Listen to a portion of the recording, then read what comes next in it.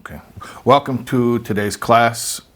First of all, we want to mention that the class is Le'ilui Nishmas Chaim Moshe ben Binyamin Tzvi, whose yard site is today. The neshama should have an aliyah. This class is being spoken to an empty room because of precautions that are being taken regarding the spread of the coronavirus. We are not having class in the regular way, but Baruch Hashem, the Eygpt was makdim refuah l'makeh to some extent and made the wonders of modern technology available to us. And although the room is empty in the physical sense, we are actually able to reach so many people through video and online. So our minds today should be on preparing for Pesach. We know that 30 days before the Yom Tov, we begin to prepare. And yet, the whole world is preoccupied with the headlines about the spread of this virus. Interestingly, however, I think that we can do both at the same time. We can prepare for Pesach, and we can learn a lesson from today's headlines at the same time. We know the Baal Shem Tov taught one of his, the tenets of his teachings was that from everything that one sees and everything that one hears, one must learn an instruction in the service of Hashem. And certainly this is no exception, something that is affecting literally the whole world in an unprecedented fashion. Must be something that teaches us, gives us guidance. So let's begin and let's talk about Pesach. Pesach, as we know, is the commemoration or even the reliving of the redemption of our people, the liberation from slavery to freedom. And regarding the very first Pesach, meaning the actual exodus from Egypt, we find something rather interesting that maybe we gloss over from year to year, but this year takes on new significance. The night before the Jewish people left Egypt, we know that they performed the Korban Pesach, that's the Passover sacrifice, and that they had to perform the sacrifice in their homes and then apply the blood from the sacrifice upon the doorposts and the lintel of the door. And not only did they perform this at home, but as the Torah tells us, this is in Parshas Bo, L'kachtem agudas ezev, this is Hashem's instructions, that you should take a bunch of hyssop, utvaltem badam asher basaf, you dip it in the blood that's in the bowl, v'gaitem el hamashkeif vel shtei hamezuzos, and you touch that blood upon the two doorposts and on the lintel. Min adam asher basaf, from the blood that's in the bowl. V'atem, and you, the Jewish people, loiseitzu ish mi pesach beisei ad beikir. No one should leave his home. No one should leave from the entrance of his home until morning. In other words, on that first night, when the Korban Pesach was performed, on the eve of redemption, the Jewish people were all homebound. They were all quarantined. Nobody was allowed to leave from the entrance of their home. So this is an interesting detail of the Exodus that perhaps we don't think about from year to year. But what is the significance of being homebound? What's the lesson and the teaching for us about being stuck at home? Okay, so I want to share with you two teachings that we find in the teachings of the Lubavitcher Rebbe. One of them is from a Sicha published in Likutei Sichas, the edited Sichas, Chelik Chov Vav, that's volume 26, the third Sicha of Parshas Bo. This is a Sicha which has a great deal of scholarly insight. It analyzes a discussion of the Rogachover, who looks into the details of the actual sacrifice and its rites. But the gist of the Sikha asks a question. There's a Tosefta in Pesachim that tells us that one of the primary differences between Pesach Mitzrayim means the Korban Pesach as it was performed that one time, that first time in Mitzrayim while the Jews still were in Egypt before redemption and the eve of redemption. One of the differences between the Pesach Mitzrayim and what's called Pesach Doiros. Pesach Doiros means all subsequent Passover offerings that were brought every other year after the Exodus. One of the primary differences, the Tosefta in Pesachim says, is that Pesach Mitzrayim kol echad ve'echad sheichet b'seich beisai, the Passover offering that was performed while still in Egypt, every individual would actually slaughter the animal in their home, in their individual homes. Pesach Doiros, the subsequent Passover offerings that were brought for all generations, Kol Yisrael Sheichtim B'Makim Echad, all Jews would have their animals slaughtered in one locale, in one location, which was the Azara, the courtyard of the Beis HaMikdash of the Holy Temple. It's an interesting thing. How do we look at this? Let's just give a little background so we understand. The Korban Pesach, the Passover offering, was performed on Erev Pesach. And how was it done? You take a lamb, you bring it to the Beis HaMikdash, and the shchita, the slaughter, and the sprinkling of the blood, which are basic components of any sacrifice, that's all done in the Beis HaMikdash. And then you take the lamb back home, and then you eat it at home. You eat the lamb at home. The first Korban Pesach, how did they bring the lamb to the Beis HaMikdash, or even the Mishkan? The Mishkan was the temporary sanctuary that the Jews had the 40 years in the desert, and then subsequently for centuries before Shlomo Melech built the permanent house in Yerushalayim. But how did they bring the lamb either to a Mikdash or to a Mishkan, meaning to a central location, when it didn't yet exist? So they had no choice other than to do all of the components of the sacrifice in the home. In other words, in all subsequent generations, there were two phases of the sacrifice. You would go to the temple, and they would do the slaughter of the animal and the sprinkling of the blood, and then you would bring it home to do the roasting and the eating. The first time it was done, however, there wasn't that option. There was no central place. There was no Mishkan, and there was no Mikdash. So what did you do? The whole thing was done at home. The question is, however, was that a practical dispensation? Was that basically a ceding to the reality that there was just no other choice? Or was it, like the Rebbe brings out in this Sikha, actually not a leniency, but a stringency? Not a kula, but a chumrah.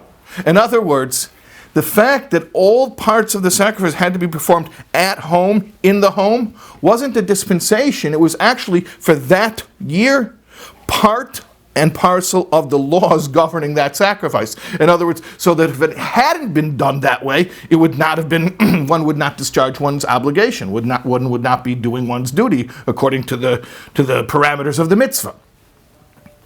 In other words, for the first time the Jewish people brought the Korban Pesach, it wasn't just that they could do the whole thing at home, it was that they had to do the whole thing at home. The first Korban Pesach was done entirely in a homebound way. It's a very interesting concept. Now, from a practical standpoint, again, we understand that one of the reasons they couldn't leave the home was because the mashchis, the destruction or the destructive energy, was out performing the makis bechoros, the slaughter of the firstborn, and that the idea was to administer the blood to the doorway so that Hashem would literally pass over the homes where the blood was placed. So that's why they weren't going out. They weren't going out because of the negative energy that was outside of the house. And they will only be protected by staying in. However, as the Rebbe brings out in this Sikha, There's more to it than that. Yes, this aspect of it as well, but there's more to it than that. Part and parcel of the Korban Pesach is that there has to be a sprinkling of the blood, and that it has to be done on the Mizbeach, on the altar, in the temple. But when you have no Mishkan and you have no Mikdash, and therefore you have no altar, what are you supposed to do? So the Rebbe brings out that in this particular instance, the Jewish home and the doorposts of the home became as if they were the altar, with all the stringencies, and in fact, in certain ways, greater stringencies than if it had been done and in the actual temple. So what do we see from this? What do we learn? One very powerful lesson is that from the very beginning of Jewish nationhood, of Jewish peoplehood, the message was made clear. The power and the centrality of the Jewish home. It's not just because we didn't yet have a central place, we had no other choice but to do it at home. From a certain perspective, it's that we had to do it at home because that itself was what was inherent to the message. What message? The mandate, the charter of the Jewish people. We know Hashem created the world because Hashem desired, yearned to have a dwelling place in the lower realms, in the physical world. The Exodus is likened to the birth of the Jewish people. There's very much imagery, especially in Nevuos Yechezkel, that describes the Jewish people as being born during the Exodus. What does it mean, birth? Birth is when you enter this world, the physical world. Your soul, your eternal soul, existed long before you were born. Birth is not a chiddush, it's not a revolutionary change for your soul. It's a new change for the world. It's your soul entering a new phase vis-a-vis being embodied and entering the world. So the birth of the Jewish nation basically means the beginning of the Jewish people. Think about the Jewish people before their birth, meaning this bank of souls that pre-exists the giving of the Torah and pre-exists the Exodus, and actually, mystically speaking, pre-exists the creation of the world. And now all of a sudden, these souls are being put into the world, into physical bodies, in order to do physical mitzvahs with physical objects, to refine the physical world, to make it holier than heaven. To make the physical world where they're going holier than the heavens where they came from.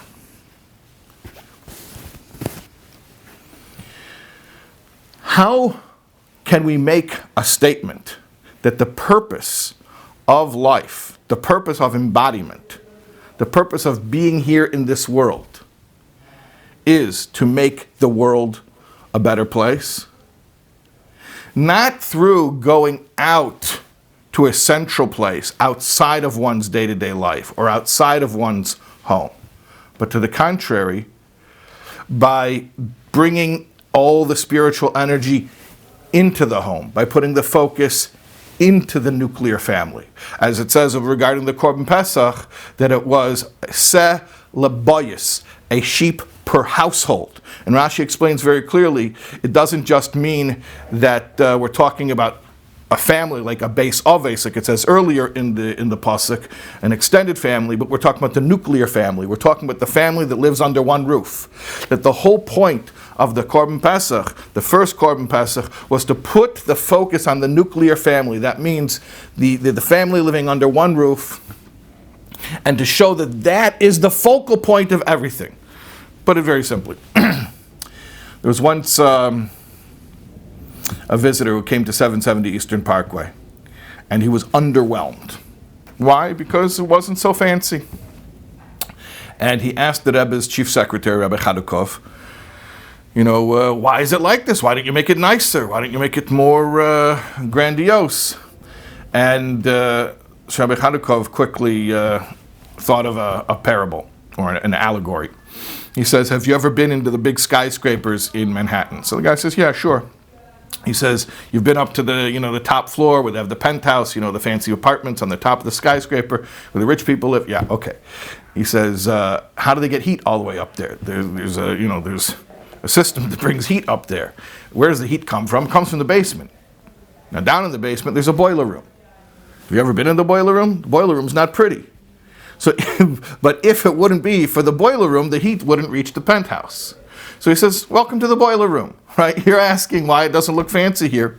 The point of this building is not to receive spiritual energy, warmth, and light, but to emit it, to put it out there, okay? And that was the same thing with the Beis HaMikdash. Shlomo Melech built the Beis HaMikdash in such a way, we know that the windows were shkufim atumim. That means flared outward. Why were they flared outward? Generally speaking, in those days, windows were built the opposite way, that warmth and light from the sun should diffuse, should spread out as it comes into the house so that it would maximize its effect, sort of like a reverse funnel. But Shlomo Melech built the Beis HaMikdash in a way the windows were flared outward. Why was that so?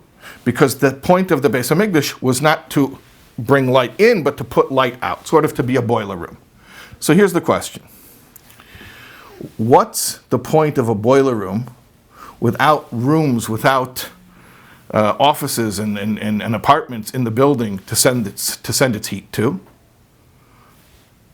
But then conversely, how useful are the apartments and the offices if they don't have a boiler room to get their heat from? That's the relationship between the Mikdash and the Jewish home. The Mikdash, the central focal point, that's to emit all the warmth, the spiritual light. That's the boiler room. That's where everything comes from. But each individual Jewish home, that's the focal point, that's the goal, that's the target where the spiritual energy is supposed to actually reach and be admitted to.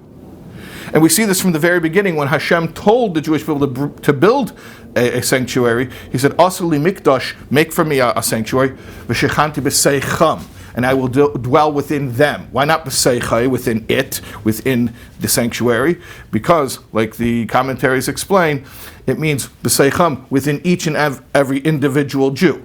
So even from the very beginning, the point of the Mishkan was not that it should receive spiritual light, but it should emit spiritual light, and emit it toward where? Toward each individual Jew in their individual life. So from the very beginning, what was the point? The point wasn't that we should build this massive cathedral that should be the monument to Jewish spiritual life. And if you want to be spiritual, you have to go to that place. No, to the contrary, the very opposite. That yes, there's a central place, but that's not the place we have to go to. That's the place where the energy comes out from, and it's supposed to reach you in your home, in your day-to-day life. And this message was clear from the very first day. On the eve of the Exodus, before we even formally became a people, on the eve of our birth as a people. Again, that idea of birth means coming into the world. What did we come into the world for? We came into the world so that each little corner of this world should become a dira b'tachteinim, a dwelling place for Hashem. We came into this world so each Jewish house should become a mikdash ma'at, a miniature sanctuary. And that was abundantly apparent at the very first moment, when the first Korban Pesach, the Pesach Mitzrayim, not only could be performed at home, but it had to be performed at home. All components of it, even the components that would normally be performed in the temple, to make the message clear. The focal point, the target, the goal of Judaism is in the home. It's interesting. I was just thinking, just for myself, the Rebbe had 10 mitzvah campaigns, the 10 Mivtzayim. And I never heard anybody else point this out, but so I don't know how much validity there is to the thought, but it occurred to me that none of the 10 mitzvah campaigns require a shul or any building or institution, any communal place. But many of them require a home, a Jewish home. Shabbos candles, primarily is lit in the home. The Jewish woman lights the Shabbos candles where the family eats for Shabbos. Tefillin, tefillin can be done anywhere. It can be done in a street corner, but doesn't need to be done in any particular place. Mezuzah, you have to have a home. In fact, the whole obligation of mezuzah is for your home when you actually establish residency in a home. Torah study, that can be done anywhere. Tzedakah can be done anywhere, but however, the Rebbe often emphasized the importance of tzedakah being done in the home to the extent of encouraging people to affix a tzedakah pushka as part of the home, to actually build a tzedakah pushka into the walls of the home, so that the house itself should become a receptacle for tzedakah. Bayis Malei Sfarim is one of the 10 mitzvahim. I mean, there you have the word bayis right there, a house full of Torah books. House full of Torah books requires a house. Kashrus, kashrus, of course, that applies even out of the home, but the main idea of kashrus is to make a kosher home, to kasher the home, and to make sure that everything you bring in the home should be kosher. Avos Yisrael, you could do that anywhere.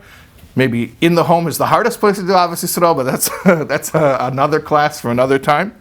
Chinuch, education, yes, that could take place out of the home, but the primary education is in the home, is from one's parents, and like the Rebbe spoke about many times, really from a mother to small children. That really the foundation of chinuch is in the home. And mikvah. Obviously very few people have a mikvah in their house, but the whole idea of mikvah, of taras mishpacha, really is about what happens in the home. In fact, what happens in the epicenter of the home, what we call the Kodesh Kodashim of the home. The marital relationship is the Holy of Holies, is the epicenter, the inner sanctum of the home, and is really the bedrock, the foundation of Jewish home life. So again, we see that the target and the goal is always about the personal life, the home life, nuclear families, bringing it into your immediate sphere of influence. So at this time, when we are all homebound, I think it is very, very worthwhile to meditate on the fact that the message from the first Pesach is that this is where our thoughts ought to be. Our thoughts ought to be on our homes. And we could use this as an opportunity. Every challenge is an opportunity. And every problem has the seeds of a solution. So at this time when so many of us are, quote unquote, stuck at home, no, you're not stuck at home.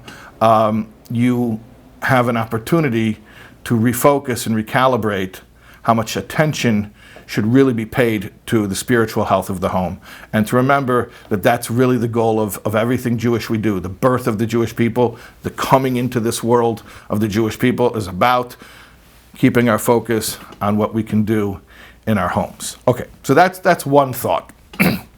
Another thought, also from the teachings of the Rebbe, is from a Michtav Klali.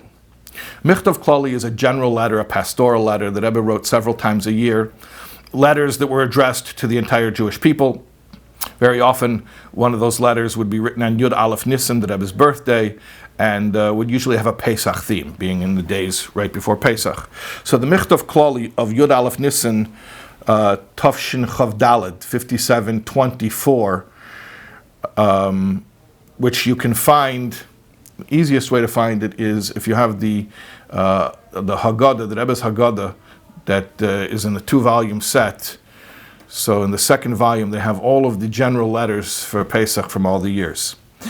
And that's the easiest place to locate that letter and all the other letters. So in the Michtav Klali of 5724, the Rebbe asks again about this idea of the theme of the home in regards to Pesach. Not like we were talking about before, about how Pesach Mitzrayim, the very first Pesach, every part of it had to be done in the home. But even Pesach Doros, the subsequent generations, there was still a major component of it that had to be done in the home. Meaning even when they had the temple and the slaughter and the sprinkling of the blood was done in the temple, still they had to take the animal and bring it back into the house and eat it together as families in homes. So we see even after the first the first Korban Pesach, the home continues to be an important, indispensable component of the Korban. And what is the message there? So to briefly summarize, in the letter, in the Michtav Kloli, the Rebbe speaks about the idea that the Korban Pesach, as we mentioned before in Parshas Bo, is introduced Dabru el kol adas Yisrael. Hashem tells Moshe, speak to the entirety of the congregation of Israel, the entire Jewish people, and then proceeds to tell them to perform the Korban Pesach, and then stipulates how it's to be done.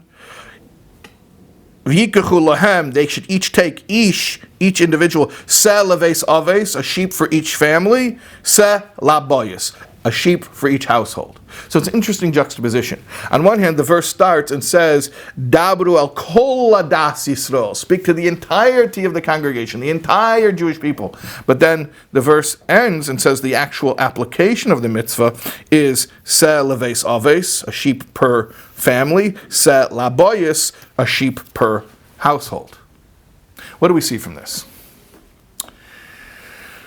That something that's big, something that's universal, something that's applicable to the entirety of the congregation of Israel. If you really want to do that thing, it has to be done in the Beis Aves, in the bias, in the family, in the home. And the Rebbe there, he bemoans how often we see, especially from leadership, the Rebbe talks about rabbis who want to have a big message, a universal message, and they talk about major world, global problems that really don't have any practical bearing on anyone's life. And they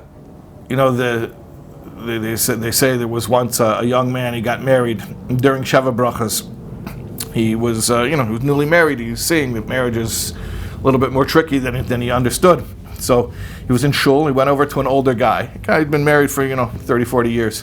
And he said to him, listen, you have any advice for me? So the older guy says, yeah, well, I'll tell you something. What works in my house, my wife and I made a division of responsibilities. I deal with all the big issues, and she deals with all the small issues. He says, really? And it works?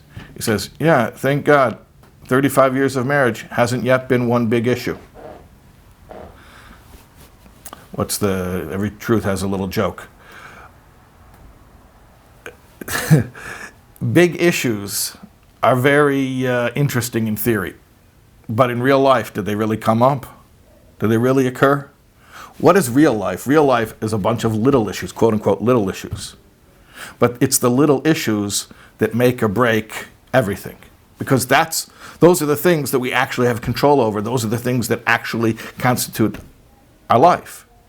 So sometimes it's much easier to put the focus on the big things that really don't have anything to do with us, but it's a distraction from the little things that we should be taking responsibility for. There's the old story about the communist indoctrinator who came to the village before the Russian Revolution, and he was teaching communism, and he's making sure that they understand. So he asked this little farmer in the audience, he says, comrade, do you understand how communism works? He says, yeah, I think I do. He says, let me quiz you, make sure. He says, if you have 2 cows, what do you do? He says, I have 2 cows, what do I do? He says, I keep 1 cow and I give 1 cow to the Communist Party. Very good, comrade. Okay, let me ask you. You have 2 goats, what do you do? What do I do? He says, I keep 1 goat and I give 1 goat to the Communist Party. He says, very good, comrade. Okay, you have 2 chickens, what do you do? The guy's silent. Comrade, 2 chickens, what do you do? No response. The guy's, he won't answer. So the communist indoctrinator says, comrade, 2 chickens, what do you do?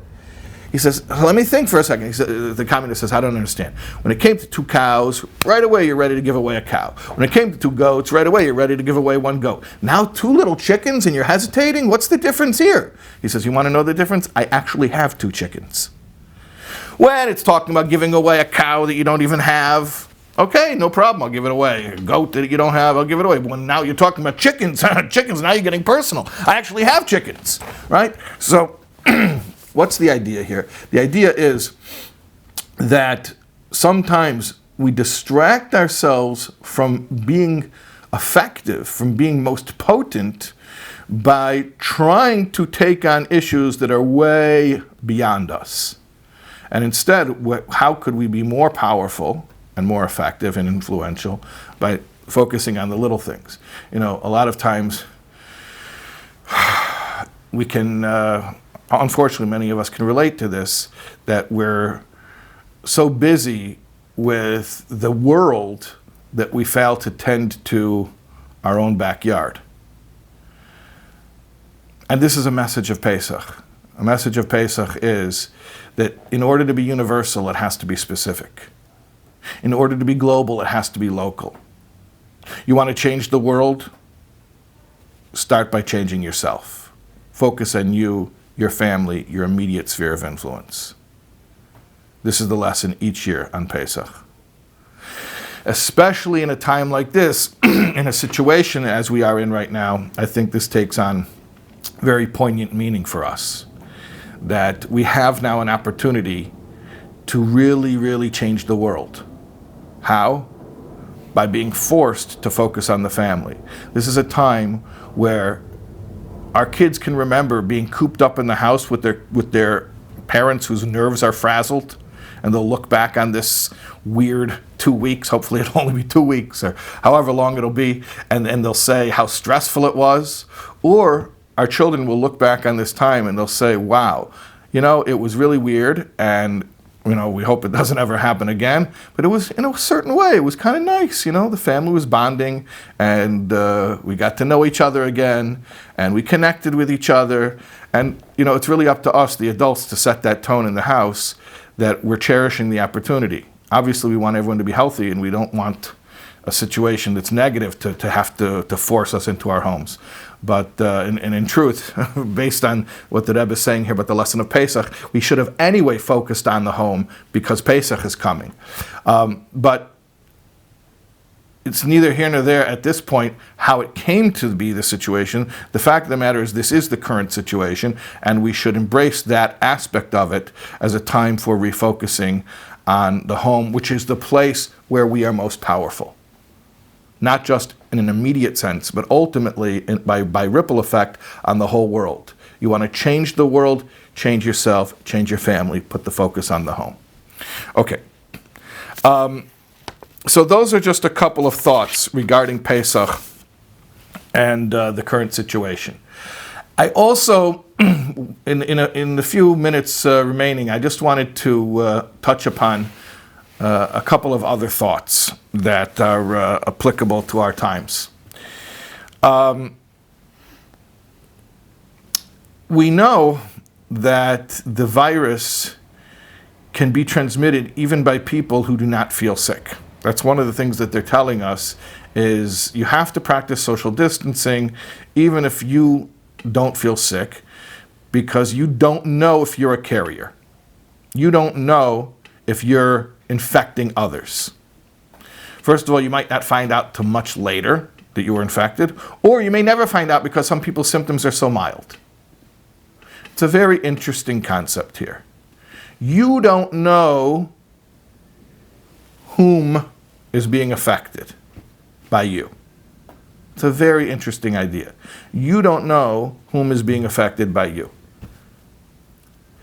A friend of mine, really a mentor, a colleague, Rabbi Daniel Moskowitz, Olav Shalom, who was the head shliach in the state of Illinois, he once told me that the sages, Chazal, say the words from the heart enter the heart. But he added, and he said, but sometimes you don't know which heart.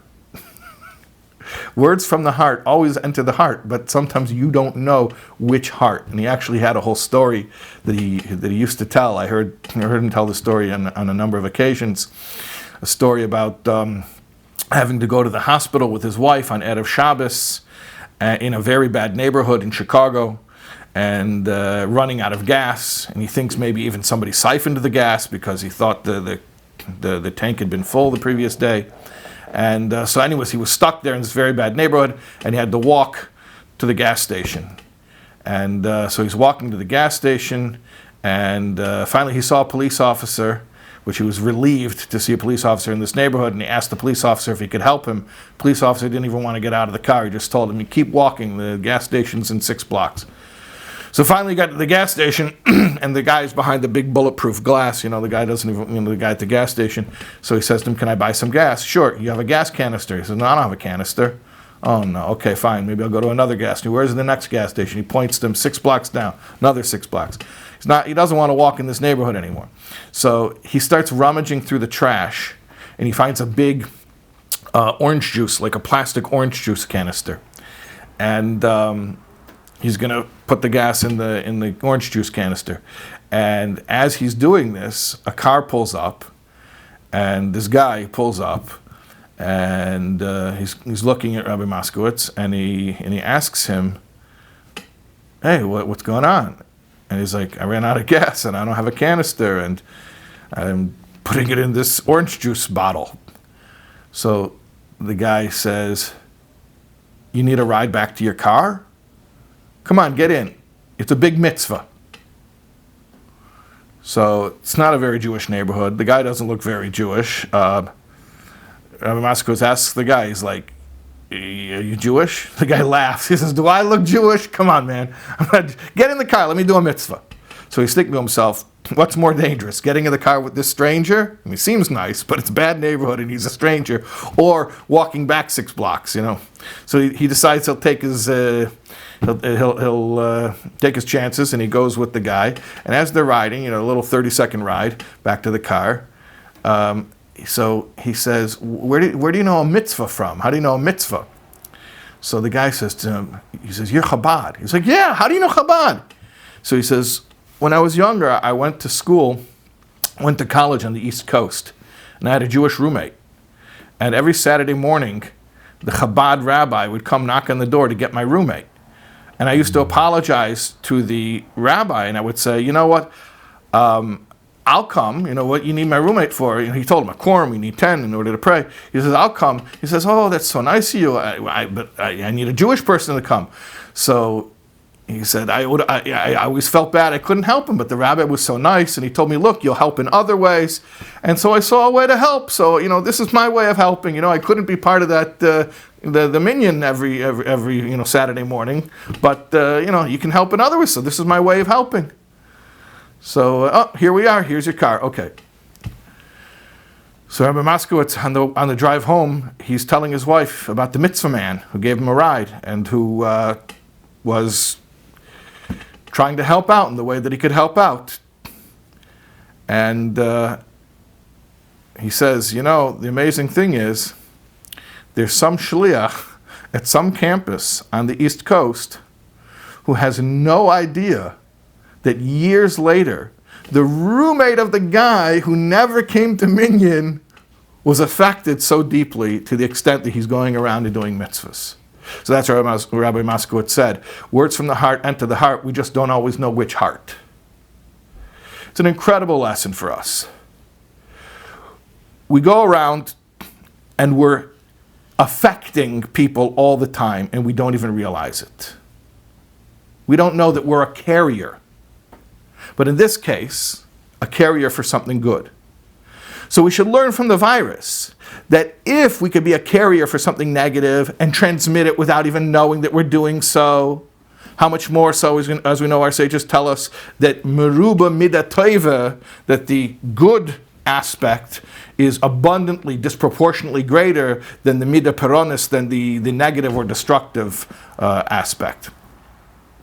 There's a story that Rebbe once told at a Fabrengen in 1955. It was the Yud Beis Yud Gimel Tammuz Fabrengen, which was a yearly high point. It's the celebration of the liberation of the previous Rebbe. And at this gathering, the Rebbe told a story about a young man, and he referred to him as a Bostonian, a young man from Boston, who was walking down the street with his beard and with his hat, and his tzitzis hanging out, and that an old man looked through the window and saw this Bostonian. And he asked somebody, who is that young man? He looks, we're talking about in the 1950s. So he says, he looks like the Jews that I knew back in Europe before the war. He looks like my grandfather. Is he from Poland? Is he from Galicia? Where is he from? And they told him, no, he's a Bostonian. And the Rebbe explained how being from Boston is very upper crust and very respected. That's like the aristocracy of America. It happens to be the Bacher, the young man in the story, was Rabbi Yehuda Krinsky. So the Rebbe is speaking about this at the Fabrengen and saying, and the young man doesn't even know the effect that he had. He doesn't even know that it stirred this old man to Shuvah, and not only affected the old man, but affected his children and his grandchildren. So here you see how it's meruba the midah tova. Because with the virus, if you practice social distancing, if you make sure people are out of your daled ames, your 6 feet, then you can't really affect them, right? But here, the Bostonian, the young Bacher, he was walking down the street outside, and somebody from inside saw him and was affected. And the Rebbe mentions there the Rambam's 8 levels of tzedakah. Many of us are familiar with the fact that Rambam says there are 8 levels of tzedakah. What's the highest level? The highest level is when the giver doesn't know the recipient and the recipient doesn't know the giver. So the Rebbe said this was the case here, because the Bacher didn't even know the effect that he had on the old man. And the old man didn't even know who the Bacher was. He didn't even know his identity. This is the highest level of tzedakah, spiritual tzedakah. So we see from this, we can see a living illustration that we're having an effect on people all the time. We learned this from the virus, that we're transmitting something. We can be carriers without even realizing that we're carriers. But we have to realize that even if you don't see it, words from the heart enter the heart, even if you don't necessarily find out in the end which heart. And that not only is this happening, but it's meruba, it is greater, disproportionately greater than the negative, because I mean, this itself is the greatest example of it. The fact that I'm speaking into this is an empty room, there's no one here, I'm speaking into a video camera, but I'm able to transmit something, Be'ezus Hashem, without even being in physical proximity. So when it comes to the virus, there's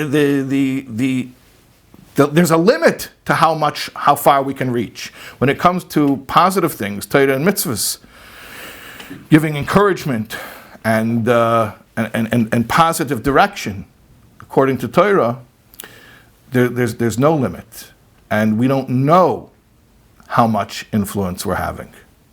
So I want to encourage everybody again. The primary focus now should be on the home, to embrace the fact that we're in the homes, to embrace the focus on the nuclear family and on our children, that they should look back and remember fondly the closeness that we experienced together as a family unit during this time. And that we should also remember to take a lesson from the transmission of the virus itself, that if this is something in the negative that can be so contagious, think about in the positive, when it comes to spreading positivity and clarity and wisdom, how many people we affect all the time, we don't even know. We don't even know. But we just have to put ourselves out there, continue doing good things, and let Hashem decide where that energy is going to reach. We don't know who will be affected, but surely people will be affected. Everybody should stay safe, stay healthy, enjoy your time with your family, and God willing, we should all have a very kosher and happy Passover.